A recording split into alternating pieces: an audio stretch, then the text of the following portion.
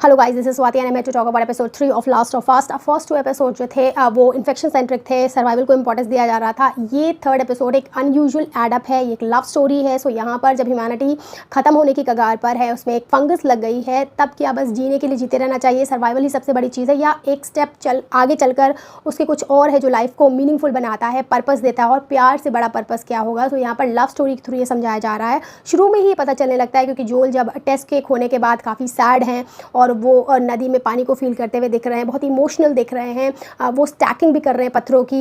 ये पत्थर जो स्टैक किए जाते हैं या ये तो ट्रेल के लिए किए जाते हैं या फिर आपका कोई लव्ड वन चला जाता है तो उसकी मेमोरी में किए जाते हैं। लुराना मूवी मैंने देखी थी जिसका मैंने रिव्यू बनाया है, उसमें इस चीज़ को काफ़ी अच्छे से एक्सप्लेन किया गया है, इस ट्रेडिशन में क्यों ये होते हैं। और फिर यहाँ पर वो जो एली है उनकी भी फ़िक्र करते हुए दिख रहे हैं, उनको उस रास्ते से ले जा रहे हैं जहाँ पर कुछ बुरी चीज़ें ना हो, क्योंकि रास्ते में स्केलेटन का एक हिस्सा पड़ता है, उसकी भी एक हिस्ट्री आती है कि ये वो लोग थे जो इन्फेक्टेड नहीं थे लेकिन स्टिल गवर्नमेंट के पास जगह नहीं थी, क्वारंटीन जोन नहीं प्रॉपर थी, तो इन लोगों को ये कहकर कि तुम्हें वहाँ ले जा रहे हैं मार देते हैं। मतलब यहाँ पर जो बिल हैं, अभी आएंगी जिनकी लव स्टोरी है, वो कहते हैं कि गवर्नमेंट नाजी है। तो यहाँ पर एग्जैक्टली होता भी वैसा ही है जैसे जू का हुआ था सेकेंड वर्ल्ड वॉर में, नाजीज़ ने किया था उनके साथ। तो यहाँ पर इस समय गवर्नमेंट इस टाइम पे जब पेंडेमिक फैला हुआ है, फंगल इन्फेक्शन फैल गया, तो लोगों के साथ ऐसा भी कर रही है। और यहाँ पर छोटे से बच्चे का भी स्केलेटन दिखाते हैं, बहुत ही सैड मोमेंट होता है, और उन लोगों का फ्लैशबैक में भी दिखाते हैं जब वो जिंदा थे, लिविंग थे, और ये बहुत ही दिखा रहे होते हैं कि जबकि सोल्जर्स को पता होता है कि वो उनको मारने जा रहे हैं, स्टिल उनको रायट ना हो जाए, लोग रेबल ना करते, तो उनके सामान को भी ले जा रहे थे, तो थोड़ी दूर जाकर उनको मार देते हो। तो उन्हीं के स्केलेटन पड़े थे, और जो एली को प्रोटेक्ट कर रहा था कि उस रास्ते से ना जाए, तो ना करके भी वो एली से कनेक्टेड हो ही रहा है धीरे धीरे। अब आते हैं बिल और फ्रैंक की लव स्टोरी पर। तो देखिए, बिल यहाँ पर एक वो दिखाए गए हैं स्केप्टिक हैं, उनको कॉन्स्पिरेसी थेरीज़ में इंटरेस्ट है, और इंटरेस्ट नहीं है, वो बिलीव करते हैं ट्रूली, और उन्हें लगता है वो अपनी मदर के साथ रहते हैं क्योंकि उनका घर जो दिखाया है उनकी मदर का है, बाद में एक रेफरेंस भी आता है। और उन्हें लगता है ये जो गवर्नमेंट है, ये लोग हैं, ये सब बहुत ज़्यादा चालाक हैं, इनके दो चेहरे हैं, और एग्जैक्टली ऐसा निकलता भी है जैसे बिल समझते हैं।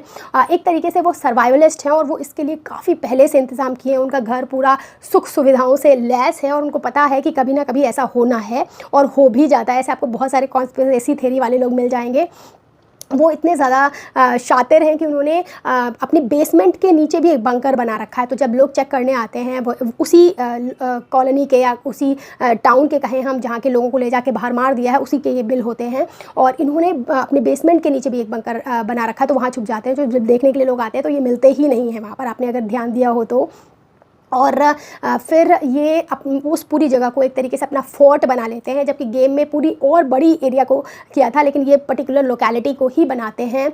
और इनके पास सारी चीज़ें होती हैं, फार्मिंग भी करते हैं, जल्दी जल्दी से हर जगह से फ्यूल भी ले आते हैं, गैस भी ले आते हैं, सब चीज़ें हैं। अब इसी तरीके से ये 4 साल ज़िंदगी ऐसे बिताते हैं, बहुत ही लोनली होते हैं। क्रीम का वाइट रूम गाना भी चल रहा होता है, और ये खाना खा रहे होते हैं, टीवी में कुछ देख रहे होते हैं, टीवी में सीसीटीवी कैमरे पे देख रहे होते हैं। और फिर क्या होता है कि इनकी लाइफ में एंट्री होती है फ्रैंक की।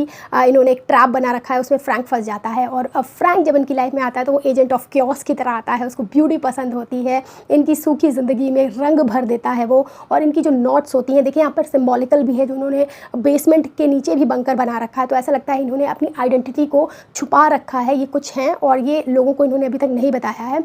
और जब फ्रैंक इनकी लाइफ में आता है तब पता चलता है कि इन्होंने अपने जो ये होमोसेक्सुअल हैं, ये गे हैं, और इन्होंने ये दुनिया से छुपा कर रखा है, और इस तरीके से इन दोनों की बॉन्डिंग बनती है बिल और फ्रैंक की। और ये जो लव स्टोरी है, इस प्रेम कहानी में बस साथ जीने और मरने के वादे ही नहीं किए जाते हैं, जो है किया भी जाता है एंड में। क्योंकि जिस तरीके से दोनों लोग जब देखिए, बिल देखने में एज में उससे ज़्यादा है, देखने में क्या एज में ज़्यादा हैं फ्रैंक से, फ्रैंक कम है, फिट भी है, लेकिन सर्कमस्टांसेस कुछ ऐसे होते हैं कि फ्रैंक को एक ऐसी बीमारी हो जाती है, डिजेनरेटिव डिसऑर्डर हो जाता है, जिससे अब वो चल फिर नहीं पाएगा, धीरे धीरे आप समझ सकते हैं पार्किंसंस जैसा, और कोई मेडिसिन भी नहीं। तो वो चाहता है कि अब वो अपनी लाइफ को एंड कर दे, और वो बिल से ऐसा कहता है। फिर बिल एक प्लान बनाता है कि वो दोनों लोग ही अपनी लाइफ एंड कर देंगे। बहुत ही सैडिस्टिक नहीं दिखाया है, बहुत ही ब्यूटीफुली दिखाया है। और सबसे अच्छी चीज़ है, जब मरने के बाद दोनों बेड पर जाते हैं, उनकी डेड बॉडी होती है, उसको एंड में नहीं दिखाया है, विंडो खोल देते हैं वो, जैसे घर में बदबू ना भरे। और इसकी वजह से जो बहुत ही हैप्पी सा वहाँ पे मुझे फील होता है, क्योंकि दोनों ने बहुत कंटेंटफुल लाइफ जी है, कंटेंटमेंट में लाइफ जी है, और ऐसा नहीं लगता है कुछ बहुत डेस्परेशन में मरे हैं, बहुत सैड सैड होके मरे हैं, और जो टेंशन नहीं क्रिएट हुई है, बहुत लाइट सा माहौल बनाया गया, हैप्पी थे दोनों। तो ये बहुत ही ब्यूटीफुल लव स्टोरी यहाँ पर दिखाई गई है। साथ ही साथ जो इनकी फ्रैंक लाइफ में आते हैं वो, क्योंकि लोगों से बहुत मिलनसार होते हैं, सोशल इंटरेक्शन उन्हें पसंद होता है, तो वही ऐसे एक कनेक्टिंग लिंक जैसे होते हैं जो उनको जोल और टेस से कनेक्ट करते हैं। टेस से वो रेडियो पर बात करते रहते हैं और फिर उनको इन्वाइट भी करते हैं अपने घर, जबकि जो बिल हैं बहुत स्केप्टिक जैसे शुरू से ही वो रहते हैं। और यहाँ से जोल किसी तरीके से कनेक्ट हो जाते हैं बिल से, और जब ये दोनों मरते हैं तब एक लेटर छोड़ के जाते हैं। और वो जो रेडियो पे सॉन्ग्स बजाते रहते हैं ना, वो यही बिल बजाता रहता है 60s 70s और 80s को, और इस समय 80s का बज रहा है, यानी कि खतरा है कुछ, इन लोगों को खतरा है, तो जोल को आना है। और जोल यहाँ आता भी है, और फिर उसको यहाँ पर जो चीज़ें वो एली को ले जाने के लिए ढूंढ रहा है वो सब कुछ यहाँ पर मिलती है। एक शावर भी लेते हैं लोग यहाँ पर। तो एक बहुत ही अच्छा एपिसोड था। अच्छा, एक लेटर छोड़ के गया है बिल जोल के लिए, जो आपको सुनकर बहुत अच्छा लगेगा, क्योंकि उसमें उन्होंने मरते समय भी फ़नी चीज़ें लिख कर गए हैं और बता रहे हैं कि मुझे लोग नहीं पसंद है, मुझे तुम भी नहीं पसंद हो, स्टिल मुझे पता है कि लोगों को एक पर्पस चाहिए होता है ज़िंदा रहने के लिए, और मेरा वो पर्पस फ्रैंक था, इसीलिए मैं उसके साथ चला गया। और तुम्हारा टेस्ट है, और ये बहुत सैड मोमेंट ऐड करता है, लेकिन स्टिल अभी जोल को ये पता है कि उसके पास कोई है जिसको उसे सेव करना है, और फिर वो निकल जाते हैं अपने सफ़र पे ट्रक लेकर, बैटरी जिसकी तलाश थी बिल को, सॉरी जोल को।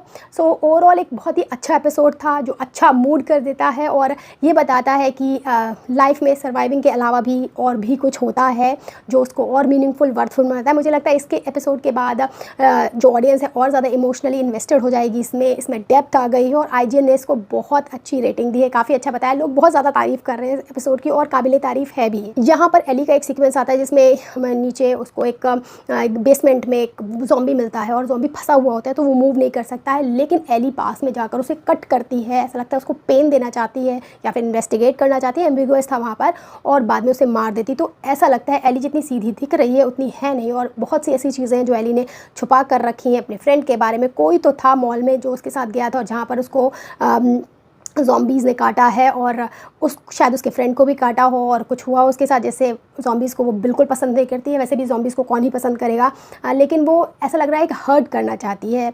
सो देखते हैं कि आगे क्या कुछ रिवील होता है। That's it, bye.